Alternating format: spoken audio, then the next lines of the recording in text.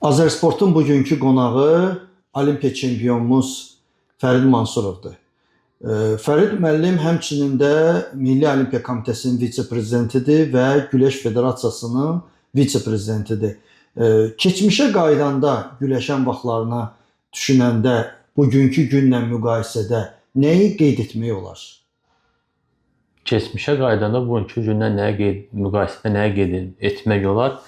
Həqiqətən də özümdə deyim ki, bu məndən ötəri böyük bir tarixdir, mənim tariximdir. Keçmişə qayıdanda Fərid Mansurov güləş sevən, güləşlə məşğul olan, güləşdə yeni qələbələrin qazanan bir idmançı kimi sonda gəlir Olimpiya çempionu olur, 2 qat dünya çempionu olur və idman karyerasından sonra bir sıra sahələrdə çalışır. Təbii ki, ən çox da idman sahələrində. Bugünkü gündə siz söylədiyiniz kimi həm Milli Olimpiya Komitəsinin vitse-prezidenti və Güləş Federasiyasının vitse-prezidenti kimi fəaliyyətimi davam elətdirirəm. Eyni zamanda onu da bildirim ki, AFFA-nın da İcra Komitəsinin üzvüyəm. Mən həmçinin müqayisəni deyəndə mən bir idmançı kimi istəyirdim müqayisəni eşidim. Yəni o vaxtki çətin dövrdə, o cür maliyyənin kasıb dövründə Fərid Mansurov 2004-cü ildə Afina Olimpiyadasında qızıl medal qazandı. Amma indi son illər maşallah güləşə bu cür imkanlar yaradılır. Demək olar ki, hər şey var, amma bizim Olimpiya çempionumuz yoxdur Yunan-Roma güləşində. Niyə? Düzdür, bu çox adamı təəssüfləndirən bir sualdır. Cavablar doğrudan da məndən ötəri çox müxtəlifdir. Artıq 2004-cü ildə bilirsiniz ki, mən Olimpiya çempionu olmuşam. 2026-cı ildir. Üstündən 22 il keçməsinə baxmayaraq Olimpiya çempionumuz Yunan-Roma güləşində hələ də yoxdur. Əslində bu sualı mənə verəndə mənə biraz pis təsir eləyir. Və mən hər zaman istəmişəm ki, bizim Olimpiya çempionlarımız çox olsun. Tək güləşdə yox, bütün idman növlərində. Təbii ki, bu hamısı ölkəmizin, dövlətimizin adıdır. Eyni zamanda idmanla axını çoxaldan bir, deyərdim ki, vasitədir. Məsəl üçün, Namiq Abdullayev sərbəst güləşdən Olimpiya çempionu olanda sərbəst güləşə axın çoxaldı. Zemfira xanım atıcılıqdan Olimpiya çempionunda atıcılığa axın çoxaldı. Sonra mən 2004-cü ildə Yunan-Roma güləşindən çempion olanda Olimpiya çempionu kimi Yunan-Roma güləşinin axını artdı və məndən sonra Elnur Məmmədli, Radik Sayev, Toğrul Əsgərov, bilirsiniz ki, cəmiyyət hansı idman növündə bir favorit idmançı olanda o sahəyə axın daha da çoxalır. Amma 2004-dən bu günə qədər artıq 2026-cı ildir. Olimpiya çempionunun Yunan-Roma güləşində olmaması mən deyərdim ki, bir çox səbəblərdən deyərdim ki, olubdur. Və müqayisəni eləyərdim ki, 2004-cü ildə bizim məşq elədiyimiz dövrdə təbii ki, bu şərait yox idi. Və bu şəraitin az olmasına baxmayaraq mən fikirləşirəm ki, istedadlı uşaqlar daha çox idi və dözümlü uşaqlar daha çox idi, dözümlü idmançılar daha çox idi. Və mən 2004-cü ildə Olimpiya çempionu olmamışdan qabaq gənclər arasında dünya çempionu olmuşdum və ən böyük nəticəm Olimpiya oyunlarına qədər böyüklərdə dünya çempionatının gümüş medalçısı olmuşdum. Mən artıq Olimpiya oyunlarında iştirak edəndə mən özüm də hətta fikirləşmirdim ki, mən çempion olacağam. Özümdən medal gözləyirdim. Yəni medal qazanmaq məndən ötəri artıq bir uğur idi. Çünki həmin 2004-cü ildə mənim 22 yaşım var idi. Və yarışdan yarışa, görüşdən görüşə, Olimpiya oyunlarında hər görüşdən görüşə mən deyərdim ki, biraz da inkişaf edirdim. Saatlar ərzində inkişaf edirdim, belə deyim. Saatlar ərzində təcrübə toplayırdım. Amma bugünkü gün doğrudan da federasiya tərəfindən hər bir şərait yaradılıbdır. Bugünkü günü əvvəlki illərə nisbətdə çox dəyişikliklər olubdur, çox şərait düzəlibdir, yaradılıbdır. Amma biraz idmançılarda fikirləşirəm ki, bizim Olimpiya çempionu ola biləcək idmançılarımız var, amma nəsə çatmır. Hər zaman da bunu biz öz kolleqalarımız arasında da danışırıq. Nəsə xırda bir şey çatmır da. O xırda bir şeydə ayırd eləməkdən ötəri həqiqətən də böyük təhlillər lazımdır, elmi yanaşma lazımdır və şükürlər olsun ki, bugün bizim federasiyada bu istiqamətdə böyük işlər aparılır.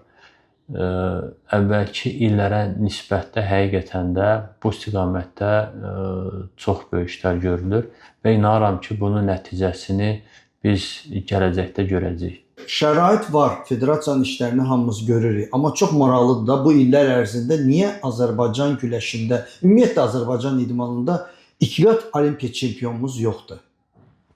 İkiqat Olimpiya çempionu niyə yoxdur? Bunun da doğrudan da biz hər zaman bunu da öz kolleqalarımızla, həmkarlarımızla müzakirə edirik. İkiqat Olimpiya çempionu olmaqdan ötəri bir idmançının üstündə bir heyət çalışmalıdır. Tək məşqçi yox, tək masajist yox və yaxud da tək psixoloq yox. Hər tərəfli həmin idmançı qorunmalıdır. Həm psixoloji baxımdan, həm necə deyərlər, zədə baxımından, hər tərəfli. Siz bilirsiniz ki, bizdə Olimpiya çempionu olan idmançılar hamısı mən həmişə nəyə bənzədirəm? Yəni son dövrlərə qədər. Lotos belə bir gül var da, o bataqlıqdan çıxır da o güldə. Olimpiya çempionlarımızı həmişə mən ona bənzədirəm ki, çətin vəziyyətdən, öz xarakterlərindən, öz fitri istedadlarından gəlib olublar çempion. Amma bu bir dəfə ola bilər və yaxud da bunu da növbəti 4 ilə daşımaq üçün böyük dəstək lazımdır. Bəlkə işləri pul korlayır, çoxlu pul alırlar ona görə. Fikirləşirəm ki, hardasa sizinlə də razıyam, amma bu hamıya şamil olması məsələ deyil. Təbii ki, biz ki, maddiyyat hər bir kəsə lazımdır, o cümlədən idmançıya lazımdır. Biz bugünkü günü idmançılara verilən mükafatlarla bağlı bizim gənc idmançılarla da söhbət edirik. Hər zaman da mən öz payıma deyirəm ki, biz həmin idmançılarla söhbət edəndə mən söyləyirəm ki, bu mükafatlar sizə gələcəyiniz üçün bir avansdır. Gələcəyinizi qorumaqdan ötəri bir avansdır. Ona görə bunu səmərəli istifadə edin, bunu ağıllı istifadə edin. Təbii ki, elə insanlar olur ki, bu pul mükafatından düzgün istifadə eləmirlər. Deyək ki, hər hansı bir əyləncələrə qoşulurlar və yaxud da gedib bir bahalı maşın alıb sürürlər və bu da idman karyerasını artıq zəiflətməyə başlayır. Professional idmançı mənim fikrimcə belə şeylərə uymalı deyil. Professional idmançı ona verilən pul mükafatını ağıllı dəyərləndirməlidir və yeri gələndə əgər onu ağıllı istifadə edə bilmirsə, bugünkü gün bizim həqiqətən də dövlətimizin bankları var. Ən azından bu banka bir depozit kimi yatırmalıdır ki, haçan necə deyirlər, həyatı dərk eləyər və yaxud da hər hansı bir Allah uzaq etsin çətin gün olar, onda istifadə edəsin. Çoxlu güləş azarkeşləri belə deyək də, çox narazıdırlar ki, milli komandalarda həm Yunan-Romada, həm də sərbəstdə ya idmançı, ya məşqçi söhbət gedir legionerlərdən, xaricilərdən. Məsələn, indi də İranın məşhur Məhəmməd Bəna məşqçisi gəldi. Düzdür, onun titulları çox yüksəkdir. Amma hər halda belə deyək də, Fərid Mənsurovun özünün fikri necədir? Bizə xarici idmançılar, legionerlər və xarici məşqçilər nə qədər lazımdır? Yəni elə bir dövr olacaqmı ki, ancaq özümüzkilər olacaq? Təbii ki, inanıram ki, elə bir dövr olacaq. Ancaq bugünkü günü mən deyərdim ki, labüddür ki, xarici məşqçi və yaxud da müəyyən bir çəkilərdə legioner idmançıların ölkəni təmsil etməsi. Çünki bizdə yuxarı çəkilərdə müəyyən bir problemlər var, rəqabət sıxlığı zəifdir və yaxud da məşqçi baxımından bugün idman sürətlə inkişaf edir. Hər bir sahədə olduğu kimi idman sahəsi də sürətlə inkişaf edir. Və eyni zamanda sizin bu sualınız əvvəlki suallara da oxşuyur ki, verdiyiniz sualın bir davamıdır ki, niyə bizdə 2 qat Olimpiya çempionu olmur? O səbəbdən ki, elmi yanaşma bizdə zəifdir. Bu günlər siz bilirsiniz ki, Yunan, Roma və sərbəst güləşdə müəyyən bir məşqçi dəyişiklikləri olubdur. Və bu məşqçi dəyişiklikləri deyim sizə ki, yeni nəslin cəlb edilməsindən ibarətdir. Eyni zamanda yeni nəslin idmanı daha qabarıq başa düşməsindən. Yəni biz əvvəlki metodika ilə məşqlərimizi davam eləsək, istədiyimiz nəticələrə gedib çıxmaq çətin məsələdir. Amma bilirsiniz ki, idmanda elm mütləqdir. İdmansız elm yarımçıq qalacaq. Şəxsən mən öz payıma deyirəm ki, bilirsiniz ki, mən də heç 28 yaşım tamam olmamış idman karyeramı bitirməli oldum. Səbəb o zədələrin çox olmasıdır. Avropa çempionatının səhv etmirəmsə 4-1 finalı idi da. Bəli. Yəni yükləmənin düzgün getməməsi səbəbindənmi deyim və yaxud da bədənin tam bərpa olmaması səbəbindənmi deyim. Belə halların məşqçi korpusu bunu daha aydın bilməlidir. Ona görə məşqçilərlə bir yerdə məşqçilərin elmi yanaşması olmalı bu barədə. Və bugünkü günü bilirsiniz ki, mən deyərəm ki, artıq qidalanma özü də böyük şərtdir. Vitaminizasiya, qidalanma və yaxud da psixologiya, bunların hamısı idmançının həyatında böyük rol oynayır. Bunlardan biri çatışmayanda yarımçıq qalır və bu hardasa ola bilər nəticə göstərsən, yüksək nəticə göstərsən, amma bu davamlı olmaya bilər bu səbəbdən. Nahaq yerə Məhəmməd Bənanı demədim, həm də qabaqdan Olimpiyada gəlir. Ümumiyyətlə bizim milli komanda indi baxsaq, kimi qeyd etmək olar ki, 2 ildən sonra bizi Los Angelesdə, 24 ildən sonra axır ki, Yunan-Roma güləşində qızıl medal qazana bilər. Bugünkü milli komandadan. Mən bilirsiniz ki, bizdə Yunan-Roma komandasından danışım. Təbii ki, Yunan-Roma komandasında bizdə demək olar ki, komandanın 90% hamısı nəticəli, bəlkə də 99% hamısı nəticəli idmançılardır. Dünya, Avropa çempionatlarında nəticə göstərmiş idmançılardır. Olimpiya oyunlarına gəldikdə isə Olimpiya oyunları doğrudan da xüsusi bir hazırlıq tələb edir. Eyni zamanda Olimpiya oyunları bilirsiniz ki, hər zaman sürpriz olubdur.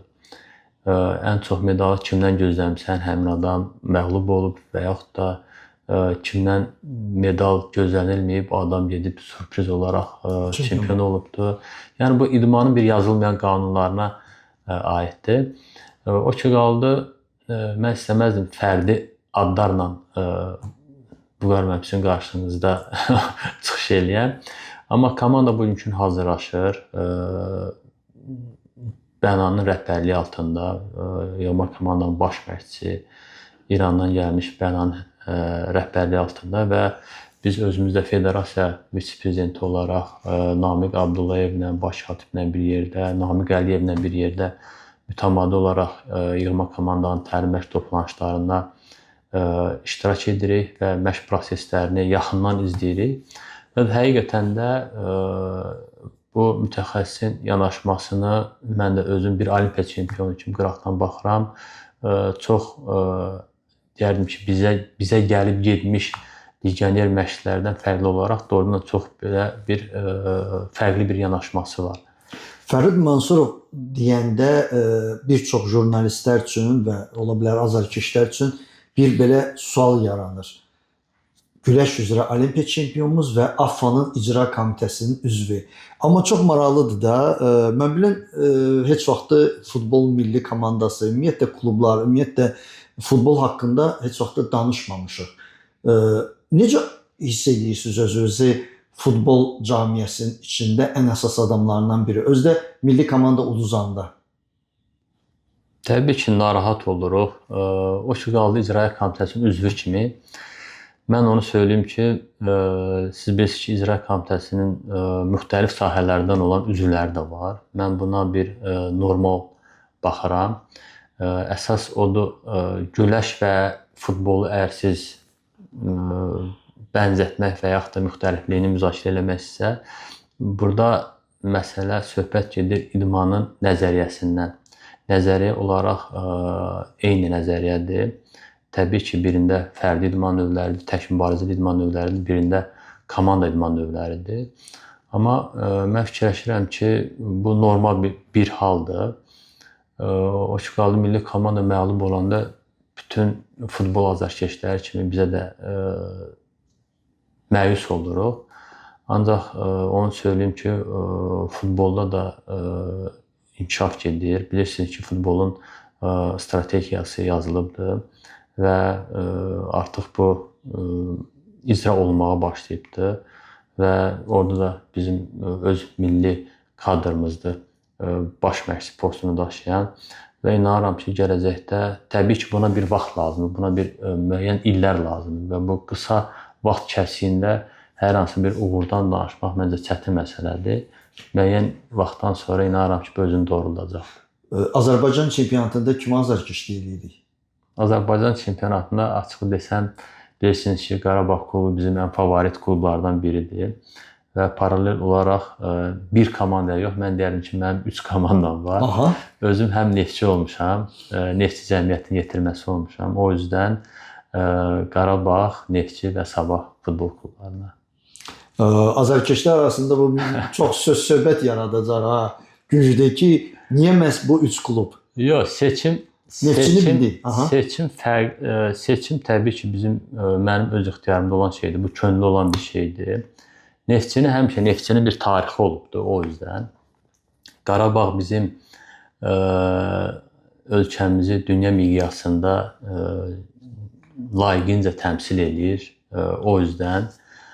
Sabah isə mən deyərdim ki, yeni yetişən, həm də klub kimi həqiqətən də formalaşan bir klubdur və Sabah futbol klubuna da inamım böyükdür. Futbol öz yerində, amma Fərid Mansurovun yəqin ki, bu günü də var da. Məsəl üçün, hər bir idmanla məşğul olan adam, indi olimpiya çempionlarımızı tanıyan adam üçün, çoxları üçün ola bilər, siz idolsınız və onlar sizə oxşamaq istəyirlər. Ümumiyyətlə, olimpiya çempionuna oxşamaq istəyən idmançılara nə demək olar? Nə məsləhət görmək olar? Olimpiya çempionuna oxşamaq istəyən insanlara mən elə sizin vasitənizlə fürsətdən istifadə edib bütün idman sevərlərə və bütün idmanla məşğul olan gənclərimizə onu deyərdim ki, yarışlarda gəlib azarkeşlərimizə onu deyərdim ki, yarışlara gəlib azarkeşlik eləsinlər. Həqiqətən də idmançılar üçün bu ən böyük motivasiyadır. Və idman zallarının azarkeş sıraları boş olanda o idmançılara biraz ruh düşkünü əmələ gətirir. Amma mən inanıram ki, əgər azarkeşlər öz övladlarıyla bir yerdə gəlib azarkeşlik eləsələr, bu həm idman axını çoxallar, həm sağlam həyat tərzinə bir necə deyərlər, nümunə olar. Və biri var, hər hansı bir yeniyetmə gənc uşağa şifahi deyirsən ki, idman güləşdir, bu boksdur. Bir də var, onu canlı onu göstərirsən. Bu daha maraqlı olar və yeniyetmələr üçün bu daha cəlb edici olar. İdmanla məşğul olanlara isə onu deyərdim ki, idman bu günlərin, bayaq söylədiyim kimi, idman bu günlərin sürətlə inkişaf edir. Davamlı nəticələr göstərmək üçün, düzgün nəticələr göstərmək üçün, yüksək uğurlara nail olmaqdan ötəri mütləq idmanla paralel bizim gənclərimiz həm də elmə yiyələnməlidirlər. Çünki bayaq sadaladığım məsələlər hamısı müəyyən dərəcədə reallığı desəm, elmsizlikdən əmələ gəlir. Amma bugünkü reallıq onu göstərir ki, idmançı eyni zamanda da iti zəkaya sahib olmalıdır. Yəni, bir çox ailələrdə və bu reallıq həqiqətən də bir çox ailələrdə əgər övladları idmanla məşğul olursa, çoxlarında təbii ki, idmanla məşğul olsa, təhsili ikinci sıraya salırlar. Bu düzgün yanaşma deyil. Çünki bir şey bildirmək istəyirəm ki, ola bilər ki, idman karyerası həm də qısadır. İdman karyerası ola bilər ki, çox qısa olsun. Müəyyən bir vaxtda müəyyən bir zədə olsun, idman karyerasını bitirmiş olsun. Ondan sonra bəs yenidən başlamalı olacaq da. Amma təhsil də olan yerdə biz hər atacağımız addımları, qidalanmamızı və yaxud da deyim sizə müəyyən bir dırnaqarası dostların əhatəsinə, təsirinə düşməməyi eyni zamanda dövlət tərəfindən verilən mükafatlar düzgün idarə olunması, hamısı mən elə fikirləşirəm ki, yerində olacaqdır. Bundan ötəri də mütləq savad lazımdır.